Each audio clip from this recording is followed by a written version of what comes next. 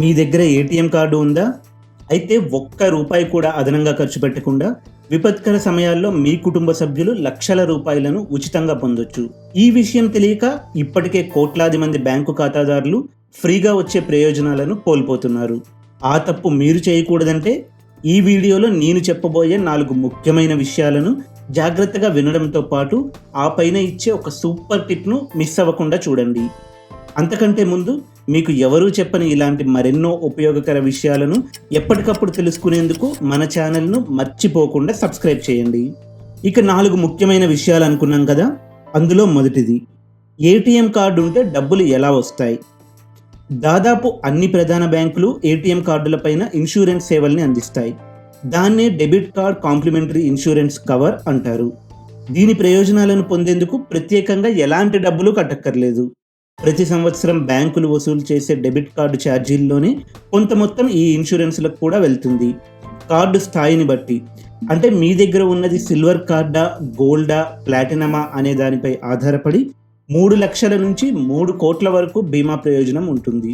ఇక రెండో విషయం, ఎలాంటి సందర్భాల్లో ఇన్సూరెన్స్ వస్తుంది? ఇన్సూరెన్స్ అంటే ప్రమాదమో మరణమో సంభవించినప్పుడే డబ్బులు వస్తాయనుకోకండి. ఎందుకంటే అకౌంట్ నుంచి డబ్బులు చోరీకి గురైనా కూడా బ్యాంకులు ఇన్సూరెన్స్ను అమలు చేస్తున్నాయి. అంటే బ్యాంకు ఖాతా నుంచి డబ్బులను తస్కరించినా లేదా డెబిట్ కార్డు ద్వారా ఎవరైనా దొంగ చెల్లింపులు చేసినా వాటికి ఇన్సూరెన్స్ పొందే అవకాశం ఉంది. అయితే అది బ్యాంకు నిబంధనలకు లోబడి ఉంటుంది. డెబిట్ కార్డు వినియోగదారులు రోడ్డు ప్రమాదం లేదా విమాన ప్రమాదానికి గురై మరణిస్తే వారిపై ఆధారపడిన వారు బీమా సొమ్ము కోసం దరఖాస్తు చేసుకోవచ్చు. అయితే నిర్దిష్ట కాల పరిమితిలోగా దరఖాస్తు చేసుకోవాల్సి ఉంటుంది. ఆ గడువు ఒక్కో బ్యాంకుకు ఒక్కోలా ఉంటుంది.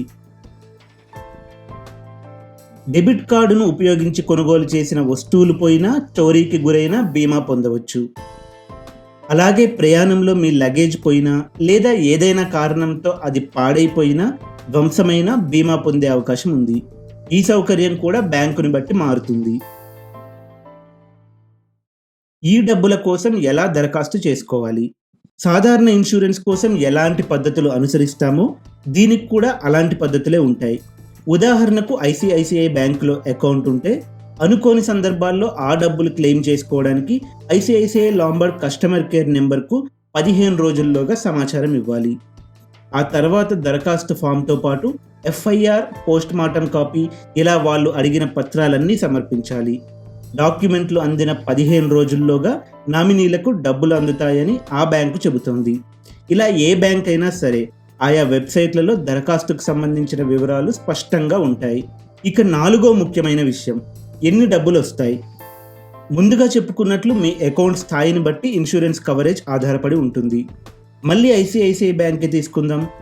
అందులో మీకు సాధారణ సేవింగ్స్ అకౌంట్ ఉంటే విమాన ప్రమాద సమయంలో 50,000, అదే శాలరీ అకౌంట్ ఉంటే విమాన ప్రమాదంలో మరణిస్తే 40 లక్షల దాకా డబ్బులు అందుతాయి. అదే ఇతర ఏ విధమైన ప్రమాదంలో మరణించిన శాలరీ అకౌంట్ హోల్డర్కు 20 లక్షల దాకా అందుతాయి. వెల్త్ సేవింగ్స్ అకౌంట్ అయితే సాధారణ ప్రమాదానికి 12 లక్షలు, విమాన ప్రమాదానికి 1 కోటి రూపాయల దాకా అందుతాయి. ఇలా బ్యాంకుతో పాటు జరిగిన నష్టాన్ని బట్టి వచ్చే డబ్బు ఆధారపడి ఉంటుంది.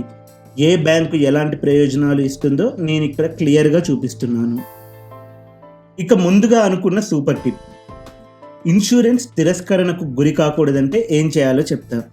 ఇన్సూరెన్స్ అంటేనే 190 నిబంధనలు ఉంటాయి.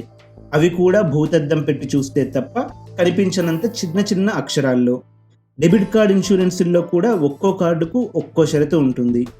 ఉదాహరణకు విమాన ప్రమాద బీమాను పొందాలంటే ఆ విమాన టికెట్ను అదే డెబిట్ కార్డుతో కొనుగోలు చేసి ఉండాలి. ఇలా చిన్న చిన్న నిబంధనలు అన్ని బ్యాంకులు విధిస్తాయి. ముందుగానే మీ కార్డుకు సంబంధించిన ఇలాంటి నిబంధనలను తెలుసుకుంటే బీమా తిరస్కరణకు గురవ్వకుండా జాగ్రత్త పడవచ్చు. ఇలా ఇన్సూరెన్స్ పొందొచ్చని కేవలం కార్డు హోల్డర్కి తెలిస్తే సరిపోదు, కుటుంబ సభ్యులకు కూడా తెలియాలి, అలాగే మీ బంధుమిత్రులకు కూడా. అందుకే ఈ వీడియోను ఇప్పుడే షేర్ చేయండి. దీనిపై ఇంకేమైనా సందేహాలున్నా, మరేదైనా టాపిక్ పైన సమాచారంతో వీడియోలు కావాలన్నా కామెంట్ చేయండి. ఇప్పటికే సబ్స్క్రైబ్ చేయకపోతే మాత్రం ఇప్పుడు చేసేయండి. Thank you.